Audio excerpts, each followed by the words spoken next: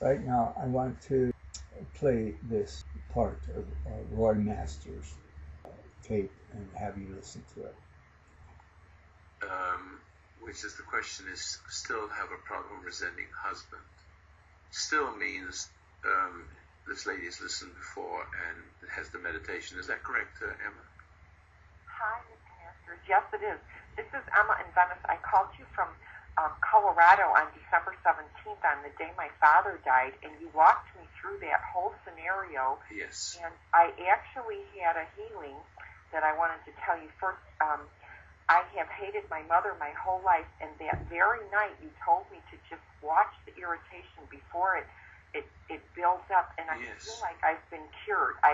It's magical, isn't it? I mean, it was like you said, in the twinkling of an eye, and I'm 49, and I'm telling you, I hated this woman my whole life, and it still hasn't come back, which is like a record. It's like it's not important anymore.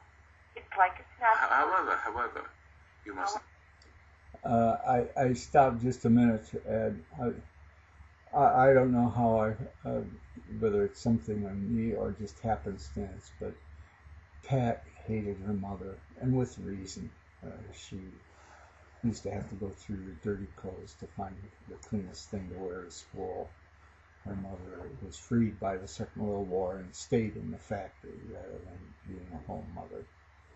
And Olga, mother, suffered terribly. Her grandfather, her grandmother was multiple sclerosis and died. Lived with the great grandma who was a witch, and the father committed suicide. And so her mother grew up without any much love and not able to give love.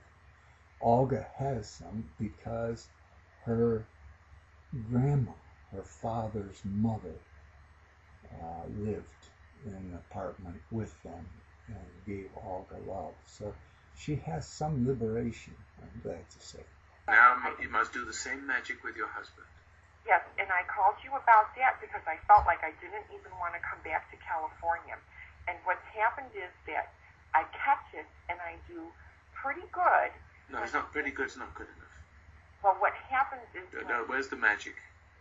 That's exactly right. Where's the magic? No. Well, because it's a woman thing. You see, it's a woman thing. It's a woman thing that women have with men. It's systemic. It goes back to Eve, to put it rather mildly. You were born with a seductive influence over men and sort of a maternal superiority, like Mother Superior, quietly. You may not know you have it, but you're an emotional thinker. You've been an emotional thinker all your life, and I don't. There's a rare woman that will admit that they feel superior to men. Well, Roy uses the folk tales, but in any case, even to say more clearly that it is a process of survival, that God's nature conditioned women this way, and there's part of it is in the genes, in the genetic coding. No matter how we say it, the description of a thing is not the thing. Roy sees something. Whether his description of it conveys the reality very accurate or not, or whether talking about the women being historically victims of invasion and subjugation and survival in that environment has left its mark genetically, possibly in those mitochondria. I don't know. But anyway, the description of the thing is not the thing. It's there. Some people can see it, and it's a real problem because modern cultures are in a self-destructive mode. Like here in Russia, they're murdering more babies than live births. The culture is in decay. and the ascendancy is a murderous cult where the women are in subjection.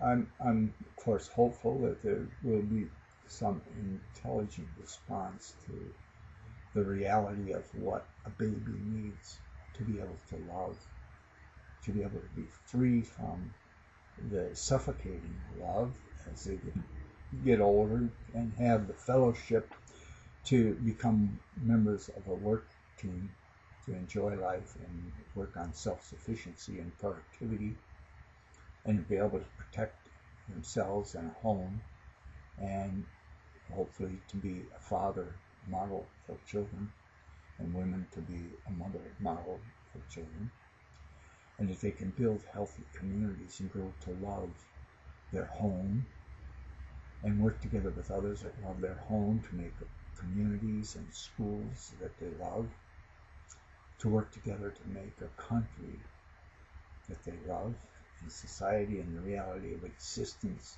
that they love, and a future that they're willing to take the gifts that have been given in the past and see creating a better world is their opportunity to give something for the future.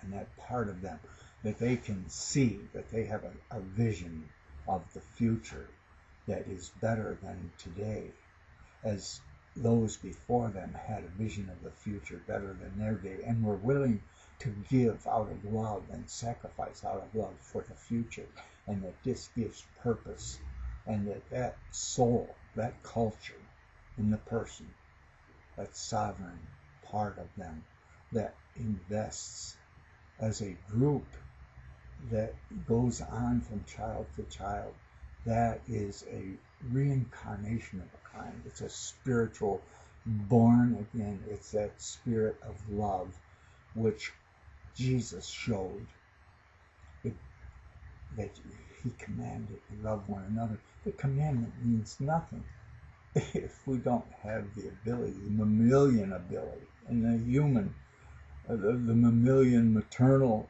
gifts, and the human paternal gifts to be able to love humankind and protect it and grow in that love and love our source of existence and enjoy studying it as I have in physics and mathematics.